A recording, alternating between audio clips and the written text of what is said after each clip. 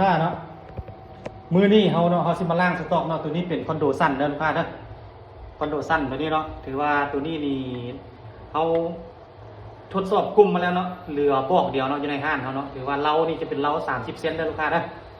เนาะกล้องเฮาใส่กล้องบุดแนวเด้อเนาะถือว่าเฮามาล่างสต็อกถือว่าราคานี่ถือว่าราคาถูกสุดเนาะถ้าผู้ใดไว้ในผู้นั้นได้เด้อส่วนรายละเอียดมันแม่นเนาะถือว่าถังนี้เขาจะใช้ถัง0.35 เนาะตัวนี้เนาะถือว่าราคาครบสุดแมน3,900,000 กีบเขาจะเทียมลูกปืนกับนึงเนาะแล้วก็ชุดซ่อมเนาะแล้วก็มีสูบกลางคือว่าตีนพับได้เนาะเพราะว่าเป็นยังเขาจริงมาล่างสต็อกเนาะเพราะว่าเขาจะบนำเข้าเนาะปืนคอนโดเนาะถือว่าท่านใดสนใจแม่นติดต่อทางเบอร์ห้านเขาได้เนาะผู้ใดไว้ผู้นั้นได้เลยคือเขาวานะเนาะยังเหลือบอกนี่บอกเดียวบอกสุดท้ายแล้วเนาะเพราะว่าช่วงนี้เขานำเข้าเต้เนาะปืน MC เนาะหรือว่า FXเนาะ FX ตัวนี้เป็น MC นะลูกค้านะตัวนี้ถือว่าราคาเนาะครบสุดแมน6,700,000 กีบเนาะ6,700,000 กีบเนาะจะได้อย่างแน่เนาะเนาะเขาจะใส่เนาะตัวนี้จะเป็นกล้อง Discovery นะเขาจะใส่กล้อง Discovery ถัง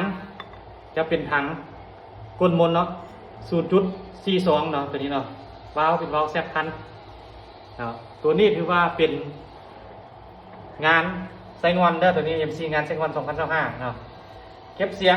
เนาะจะเป็นเก็บเสียงสีดำเด้อตัวนี้เป็นเก็บเสียงยามเทคเนาะบางคนก็มี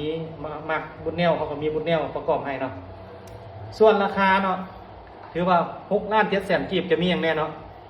เขาจะแถมลูกปืนกับนึงชุดซ่อมเนาะแล้วก็โม่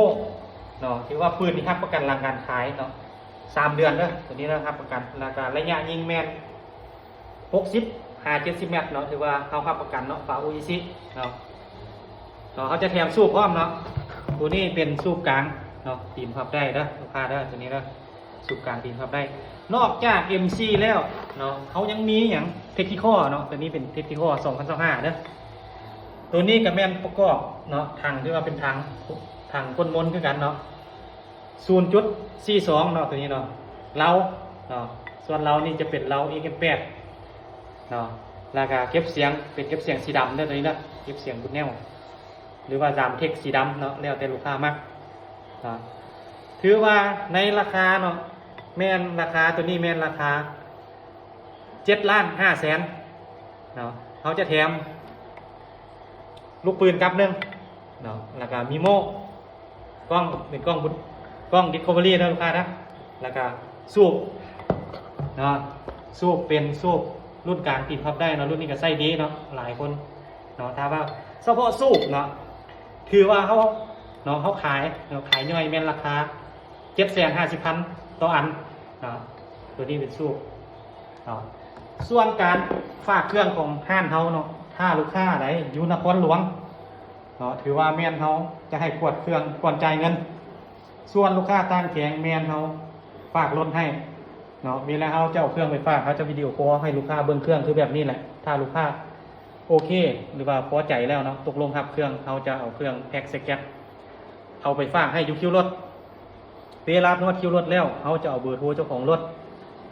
แล้วก็เอาป้ายรถให้ลูกค้าเนาะหลังจากนั้นลูกค้าจะได้โอนเงินให้เขาเนาะส่วนเบอร์โทรทางห้างเขาแม่นเบอร์นี้นะเบอร์ WhatsApp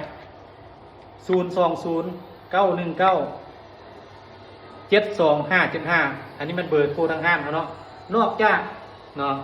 าก MC เนาะหรือว่าเทคนิคเขายังมี K2 เนาะฟักตอร์เนาะแล้วก็ตบอาดากอน09เนาะหรือว่าเตอร์มีลาตอเนาะคือเขาว่าแหละเนาะเขาฝากให้ลูกค้าติดตามเนาะช่อง YouTube ของเขาเนาะให้เพราะว่าลูกค้าติดตามช่อง YouTube ของเขาจะฮู้เนาะเวลาเขาอัปเดตเครื่องเนาะว่าเครื่องงานเขามันมีอย่างแน่